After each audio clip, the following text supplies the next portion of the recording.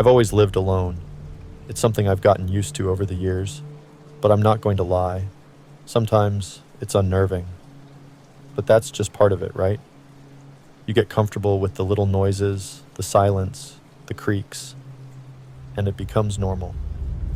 Every Friday, I treat myself to DoorDash. It's my weekly ritual. I don't feel like cooking after a long week, so I usually order the same thing and tell them to leave it on the porch. No fuss, no interaction, just food waiting for me when I hear the doorbell. Last Friday, though, things went differently. I ordered like I always do. Same place, same instructions. Leave it on the porch. But when I checked the app, I noticed the driver's name was one I hadn't seen before. It was a female name, which seemed normal enough. But when the delivery arrived, it wasn't a woman. It was a guy. At first, I didn't think much of it. People share accounts all the time, right?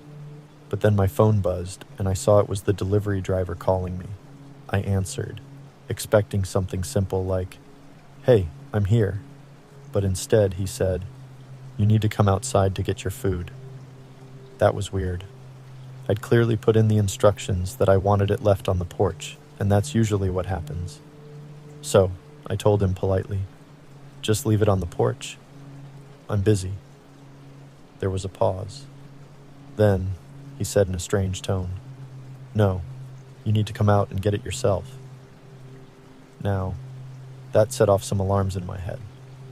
I don't like confrontation, so I calmly repeated, "I left instructions to leave it on the porch.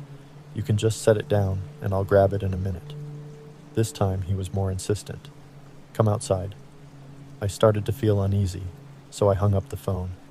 Something wasn't right.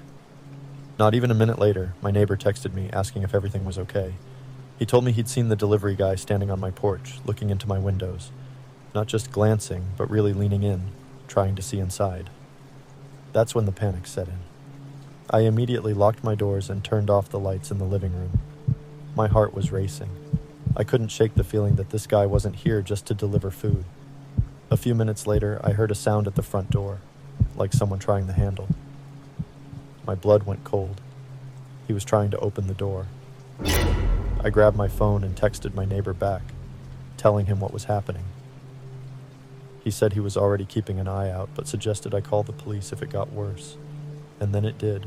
The guy walked around the house, knocking on the windows, checking the locks.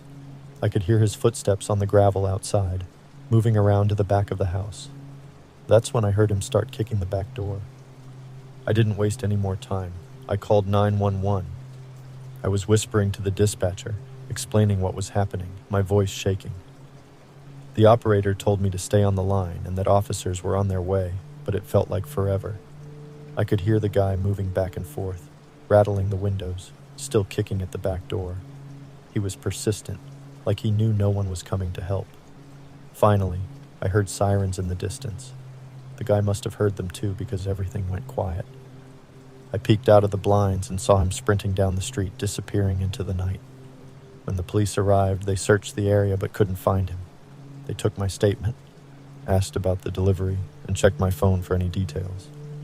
That's when they discovered something chilling. My order had never gone through. The DoorDash app showed no record of any recent orders. I hadn't actually placed an order that night. It hit me like a ton of bricks. This guy hadn't been a delivery driver at all. He must have been watching me, learning my routine. He knew that every Friday night I ordered DoorDash. He faked the delivery, hoping I'd come outside so he could do who knows what. The thought still keeps me up at night. He had planned this. He knew I was alone. He knew I'd be expecting food. And if it wasn't for my neighbor and those sirens, I don't even want to think about what could have happened. Now I've added extra locks, security cameras, and I'm much more careful with my routine. But no matter what precautions I take, I still feel that lingering sense of dread, like someone's watching, waiting for me to slip up again.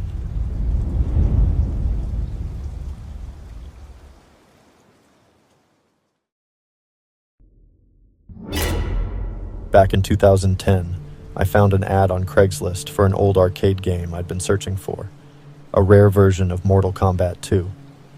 It was in amazing condition, and the price was almost too good to be true. I'd always dreamed of having my own arcade machine, and when I saw the ad, I knew I had to act fast. The seller was an older guy named Stan. He sounded friendly enough on the phone, and after a bit of small talk, he explained he was selling off some stuff his son had left behind after moving away. He also mentioned the machine was too heavy to transport without a truck, and there was no way to meet up somewhere neutral. If I wanted it, I'd have to go to his place. After agreeing on a time, I drove out to his address. It was about 40 minutes outside the city, deep into a rural area where the houses were scattered far apart. I pulled up to a modest, run-down farmhouse. The paint was peeling, and the windows were dirty, barely letting any light through. There was something unsettling about the place, but I brushed it off as nerves. After all, I was meeting a stranger in his home, and that alone can be unsettling. I knocked on the door, and a moment later, Stan opened it. He was older than I expected, probably in his late 60s, with a wiry frame and deep-set eyes. He smiled, but there was something about it that didn't reach his eyes. They looked hollow. "Come on in," he said, gesturing with his hand. "The machine's in the basement. I figured it'd be easier for you to check it out before loading it up." As soon as I stepped inside, I noticed how silent the place was. No radio, no TV, just the kind of quiet that feels thick, like it's wrapping itself around you. The house had an old, musty smell that made me want to gag, but I kept it together. I followed him down a narrow hallway and to a set of creaky stairs that led to the basement. The further down we went, the darker it got.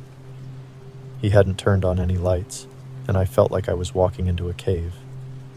A part of me thought about leaving, but the thought of finally owning that arcade machine kept me going. At the bottom of the stairs, he flipped on a dim light. There it was, right in the corner, a perfect Mortal Kombat 2 machine, just like I'd dreamed. My nerves eased a bit as I walked up to it, running my hands over the joystick and buttons.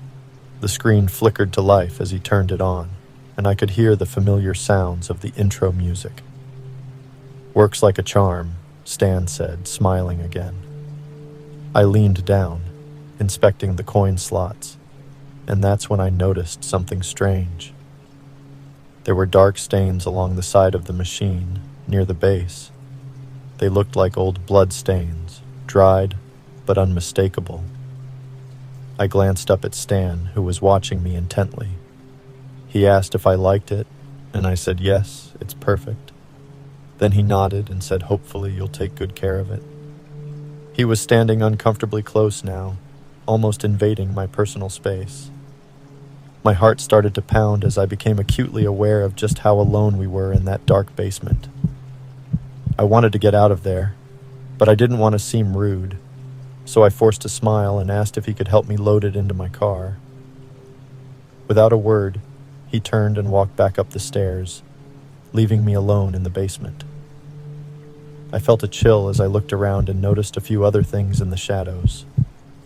There was an old mattress lying in one corner, covered in grime, and what looked like shackles bolted into the wall nearby. The sight made my stomach churn. I heard his footsteps above me, and for a second, I panicked, thinking he'd locked me down there.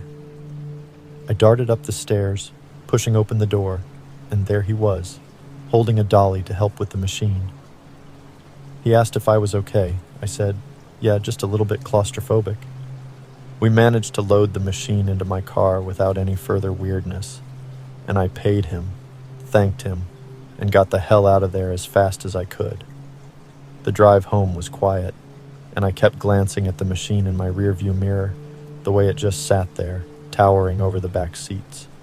I felt like there was something off about it, but I shrugged it off. It was just an arcade machine, after all, right? When I finally got home, I set it up in my garage. I plugged it in and powered it up. The familiar screen lit up, and I couldn't help but feel a surge of excitement.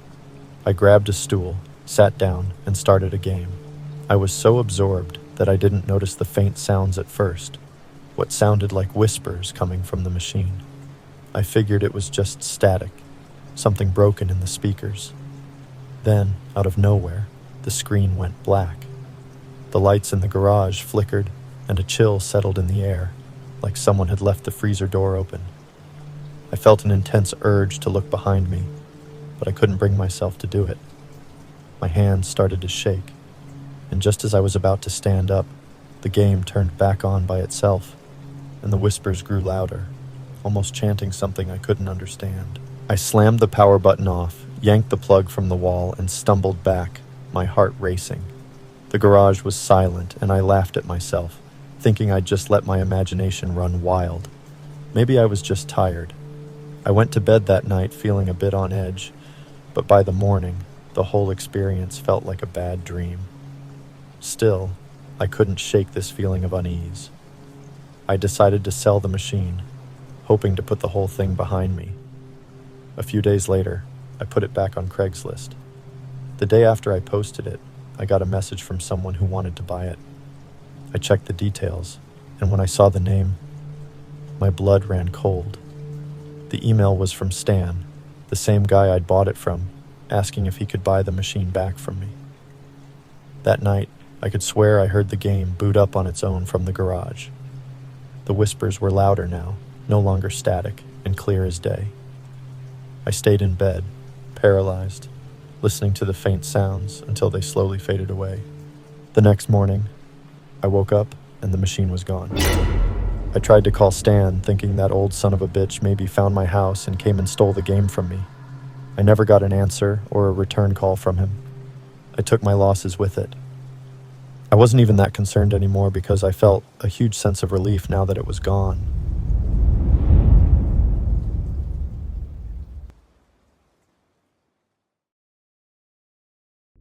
For context, I am a 23-year-old female, and this happened a few years ago. This is the story of how my quiet life turned into a nightmare. It's still hard to talk about, but here goes. It all started when I moved into my new apartment. It was a small place, just enough for me and my cat, Muffin. I loved the peace and quiet of the neighborhood. Everyone kept to themselves, and I liked it that way. One night, after a long day at work, I came home to find a note taped to my door. It said, "I've been watching you." My heart skipped a beat.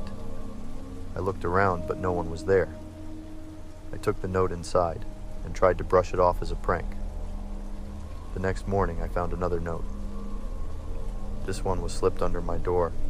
It read, "You look so beautiful when you sleep." I felt a chill run down my spine. I told my friend Lisa about it.